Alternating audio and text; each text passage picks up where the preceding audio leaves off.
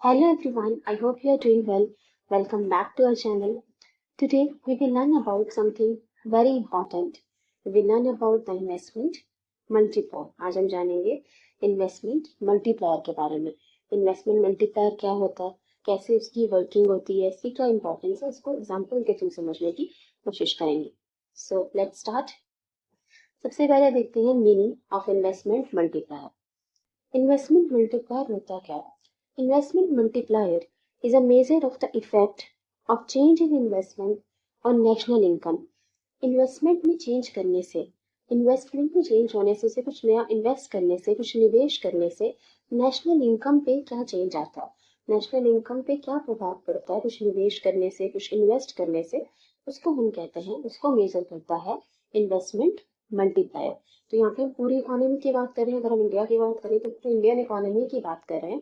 तो Indian economy में जितना इन्वेस्टमेंट की गई उससे कितना नेशनल इनकम पे इफेक्ट पड़ा, वो हम मेजर करते हैं इन्वेस्टमेंट मल्टीप्लायर की हेल्प से. जैसे बैंकिंग सिस्टम में मनी मल्टीप्लायर होता है कि एक डिपॉजिट इनिशियल डिपॉजिट से टोटल डिपॉजिट में कितना फर्क आ जाता है, कितने मल्टीपल इंक्रीज हो जाती है.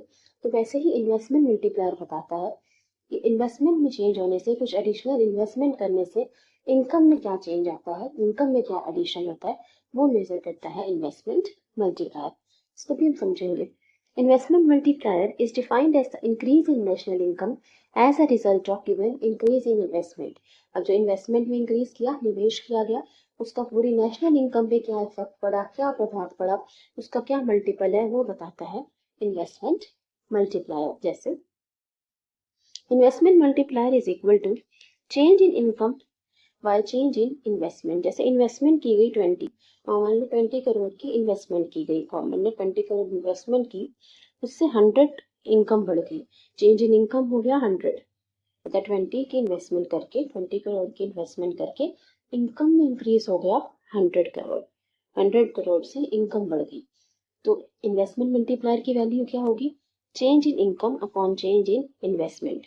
Change in income upon change in investment. Income में चेंज आया 100, इन्वेस्टमेंट की थी 20 की, तो 5 टाइम्स इन्वेस्टमेंट मल्टीप्लायर की वैल्यू हो गई 5 टाइम्स. मतलब इन्वेस्टमेंट करने से कितने गुना इनकम बढ़ गई? 5 गुना. 5 टाइम्स. इन्वेस्टमेंट की थी 20 की, तो इनकम इंक्रीज हो गई 100 से, तो 20 की इन्वेस्टमेंट से, 20 की इन्वेस्टमेंट से 100 इनकम बढ़ गई. मतलब 5 गुना इंक्रीज हो गया इनकम में इन्वेस्टमेंट से. तो ये बताता है change in income upon change in investment. Investment में चेंज होने से इनकम पर क्या इफेक्ट पड़ता है, कितने गुना इनकम बढ़ जाएगी अगर इन्वेस्ट किया जाएगा, कुछ निवेश किया जाएगा. तो डिटरमिनाइन, कैसे हम डिटरमाइन करते हैं मल्टीप्लायर की value? Value of multiplier is determined by the value of MPC. MPC marginal propensity to consume. MPC के बारे में हम पढ़ चुके हैं. Delta C upon delta Y, change in consumption expenditure upon change in income. Income में change आने से कंजम्पशन एक्सपेंडिचर में क्या चेंज आ रहा है, ये बताता है एमपीसी, प्रोपेंसिटी टू कंज्यूम. तो वैल्यू ऑफ मल्टीप्लायर एमपीसी पे डिटरमाइन करती है. There is a distinct relation, the direct relation है between the value of MPC and the value of multiplier. Investment multiplier और एमपीसी की वैल्यू में direct relation होता है. कैसे? मल्टीप्लायर का फॉर्मूला है, मल्टीप्लायर कैसे निकालते हैं, is equal to 1 by 1 upon 1 minus MPC. 1 upon 1 minus MPC. जैसे the higher the value of MPC, higher the value of multiplier. जितनी एमपीसी की वैल्यू जितनी बढ़ेगी, वैसे ही उतनी ही मल्टीप्लायर की वैल्यू भी बढ़ेगी. डायरेक्ट रिलेशन है, दोनों में पॉजिटिव कोरिलेशन है. जैसे देखिए मल्टीप्लायर 1 बाय 1 अपॉन एमपीसी. अगर एमपीसी की वैल्यू है 0.8, एमपीसी की वैल्यू 0.8 है, तो मल्टीप्लायर की वैल्यू क्या हो जाएगी? 1 by 1 upon MPC, 1 by 1 minus 0.8 हो जाएगा, मतलब 1 बाय 0.2, जो कि 10 अपॉन 2 हो जाएगा. ये पॉइंट ऊपर चला गया, 10 बाय 2 यानी 5 टाइम्स. अगर एमपीसी की वैल्यू है 0.8, तो मल्टीप्लायर की वैल्यू हो जाएगी 5 टाइम्स. अगर अब हम एमपीसी की वैल्यू बढ़ा दें, एमपीसी को हमने 0.8 की जगह 0.9 कर ली, 0.9 मान लिया, तो मल्टीप्लायर की वैल्यू क्या हो जाएगी? 1 बाय 1 माइनस 0.9 यानी 1 बाय 0.1. तो पॉइंट ऊपर चला जाएगा 10 टाइम्स. तो जैसे ही हमने एमपीसी की वैल्यू इंक्रीज की, मल्टीप्लायर की वैल्यू अपने आप इंक्रीज हो गई. ठीक है, तो इसका फॉर्मूला याद रखोगे 1 बाय 1/1 माइनस MPC, ये होता है मल्टीप्लायर का फॉर्मूला। और डायरेक्ट रिलेशन है MPC की वैल्यू और मल्टीप्लायर की वैल्यू में। जैसे MPC की वैल्यू बढ़ाओगे मल्टीप्लायर भी बढ़ जाएगा। ठीक है, मल्टीप्लायर को हम K से भी डिनोट करते हैं। K का मतलब ये होता है investment multiplier. There is an inverse relation between the value of MPC and the value of multiplier. MPC और मल्टीप्लायर की वैल्यू में तो भी हमने देखा डिस्टिंक्ट डायरेक्ट रिलेशन है। अगर MPC की वैल्यू बढ़ेगी तो मल्टीप्लायर भी बढ़ जाएगा। लेकिन MPS marginal propensity to save, आपकी इनकम में चेंज आने से, इंक्रीज होने से, कितना आपकी सेविंग में इंक्रीज हो रहा है, कितना सेविंग में चेंज आ रहा है इनकम में चेंज आने से, MPS marginal propensity to save. ठीक है, तो इनवर्स रिलेशन होता है value of MPS and the value of multiplier. MPS और मल्टीप्लायर की वैल्यू में इनवर्स रिलेशन है। अगर MPS की वैल्यू बढ़ गई तो मल्टीप्लायर की वैल्यू घट जाएगी, तो उल्टा रिलेशन है, इनवर्स रिलेशन होता है। जैसे देखिए, the lower the value of MPS the higher is the value of multiplier. MPS की वैल्यू जितनी कम होगी मल्टीप्लायर की वैल्यू उतनी ज्यादा होगी। इनवर्स रिलेशन है, उल्टा रिलेशन है। जैसे मल्टीप्लायर होता है 1/MPS, 1/MPS। अगर MPS है 0.2, MPS 0.2 है, 1/0.2, तो मल्टीप्लायर क्या हो जाएगा, यहाँ ऊपर चला जाएगा 0, 10/2 5 टाइम्स हुआ। अब यहाँ पे इनवर्स रिलेशन है MPS और मल्टीप्लायर में। अगर हमने MPS की वैल्यू कम कर दी, MPS की वैल्यू हमने कर दी 0.1, 0.2 था पहले, अब 0.1, तो 1/0.1, 1/0.1 पॉइंट ऊपर चला गया 10 टाइम्स। तो जैसे ही MPS की वैल्यू देखो कम हुई, 0.2 से 0.1 हुई, मल्टीप्लायर की वैल्यू बढ़ गई 5 से 10, 5 से 10। तो MPS और मल्टीप्लायर की वैल्यू के बीच में इनवर्स रिलेशन है, उल्टा रिलेशन है। जितना MPS की वैल्यू ज्यादा होगी मल्टीप्लायर की वैल्यू उतनी कम, MPS की वैल्यू जितनी कम होगी मल्टीप्लायर की वैल्यू उतनी ज्यादा हो जाएगी। लेकिन MPC और मल्टीप्लायर के बीच में डायरेक्ट रिलेशन होता है। ठीक है, चलिए अब हम देखते हैं वर्किंग ऑफ मल्टीप्लायर, समझते हैं एक एग्जाम्पल के साथ।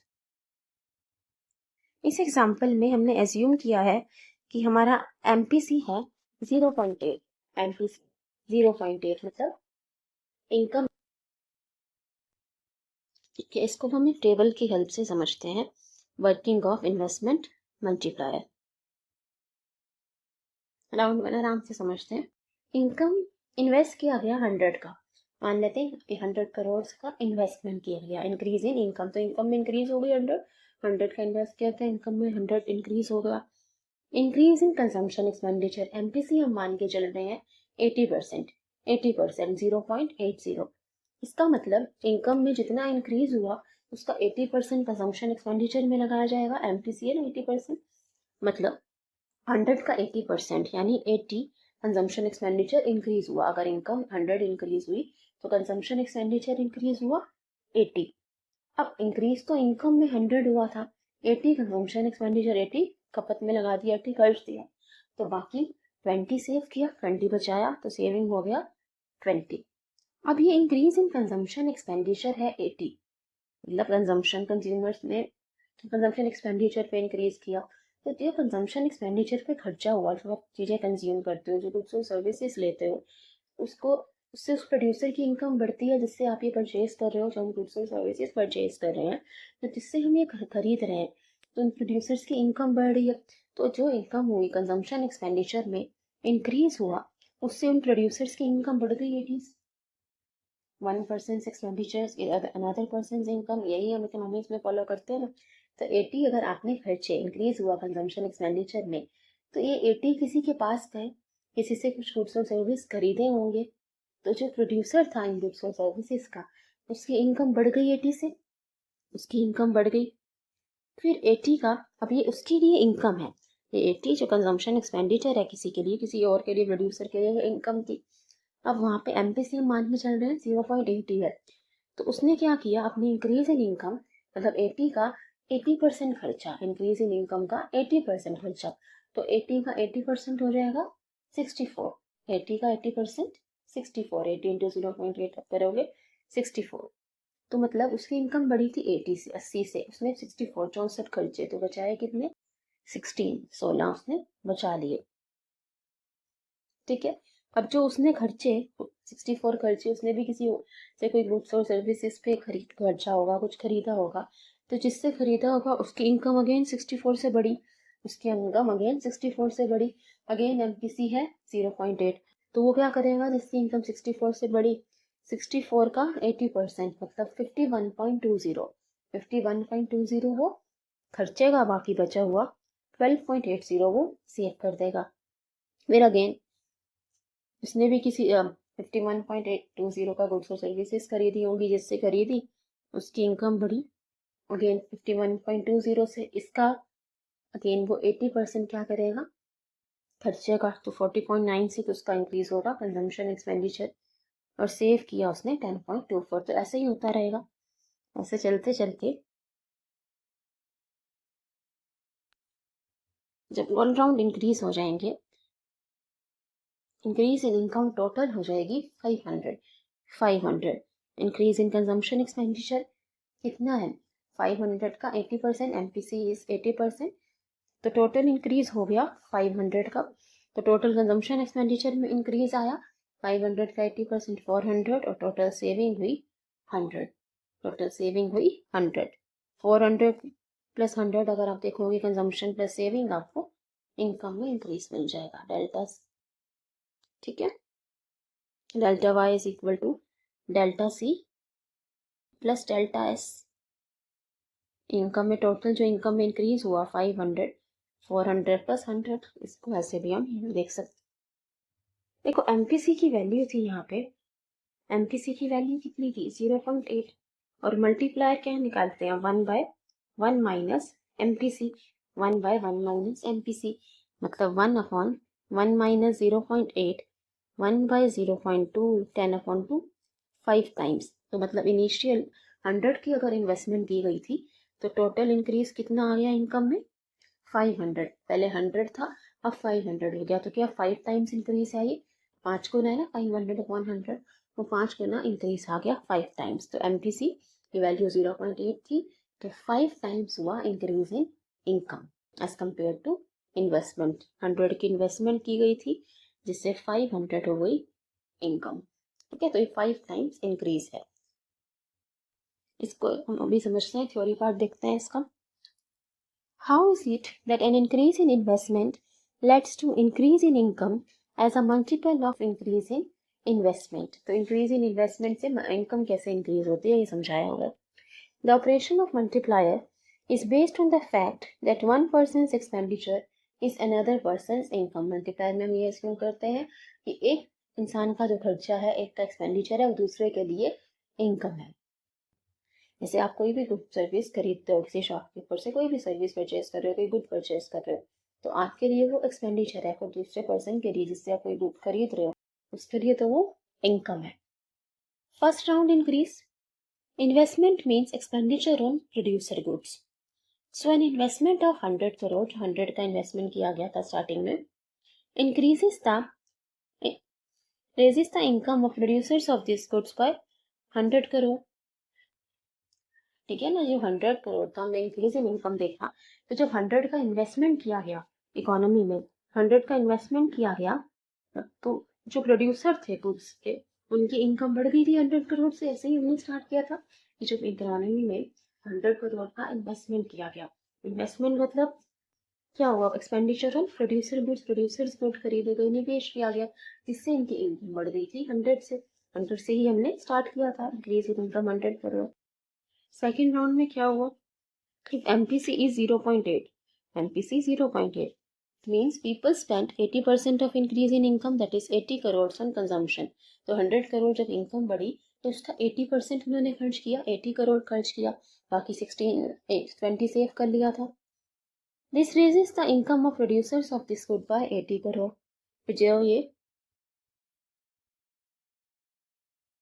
80 करोड़ कंजम्पशन एक्सपेंडिचर में इंक्रीज हुआ, मतलब किसी से गुड्स और सर्विस खरीदे होंगे, कंज्यूम कर रहे हो तो गुड्स और सर्विस किसी से खरीदे होंगे, तो इस प्रोड्यूसर की इनकम बढ़ गई थी 80 करोड़ से। यही बात समझाई गई है जो अभी हमने देखी। ठीक है, फिर थर्ड राउंड में if MPC 0.8 people again spend 80% of 80 crore, जिसकी इनकम 80 करोड़ से बड़ी थी उसने फिर 80% खर्च किया, that is 64 crore. This leads to another increase in the income of 64 crore of the producer of consumer goods. ये जो भी प्रोड्यूसर था उसकी इनकम अगेन 64 से बढ़ गई, वही जो भी हमने टेबल में देखा. In this way national income goes on increasing in round after round. ऐसे ही करते करते नेशनल इनकम इंक्रीज होती रहेगी. But the increase in each round is restricted to 80%. Her round में इंक्रीज जो है वो रिस्ट्रिक्टेड है 80%. क्यों 80%? क्योंकि एमपीसी 80% है ना. एमपीसी 80% है. 80% खर्च किया तो दूसरे की इनकम 80% से ही बढ़ेगी. फिर इसका 80% खर्च किया तो जिससे गुड्स और सर्विस खरीदे तो 80% से ही उनका इनकम इंक्रीज हो रहा है.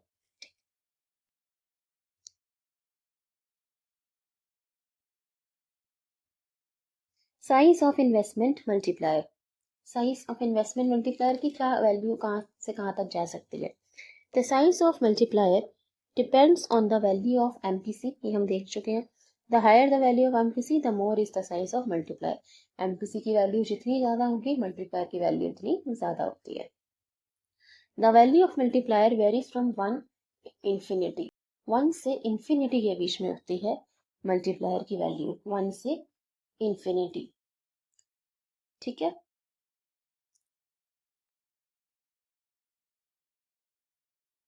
1 से इंफिनिटी कैसे.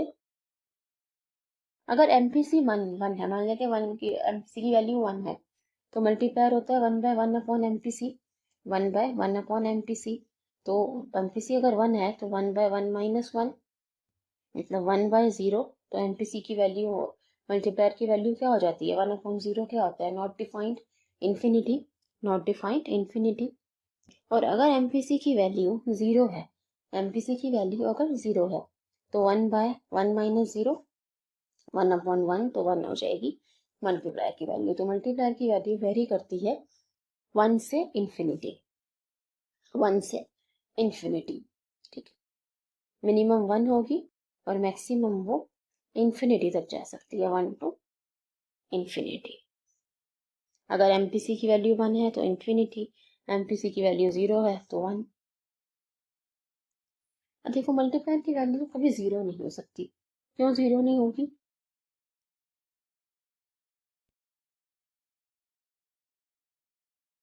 क्योंकि एमपीसी की वैल्यू अगर 0 भी है तो मल्टीप्लायर 1 होगा. अभी हमने देख लिया. और एमपीसी की वैल्यू अगर 1 है तो ये 1/0 इंफिनिटी हो जाएगा. ये हम एमपीएस से भी तो निकाल सकते हैं.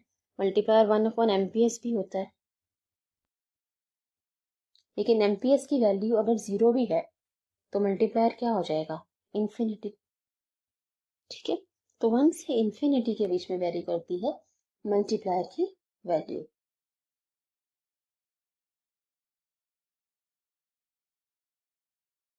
So that's about investment multiplier. Hope you like it and understood. Thank you everyone. Thanks for watching.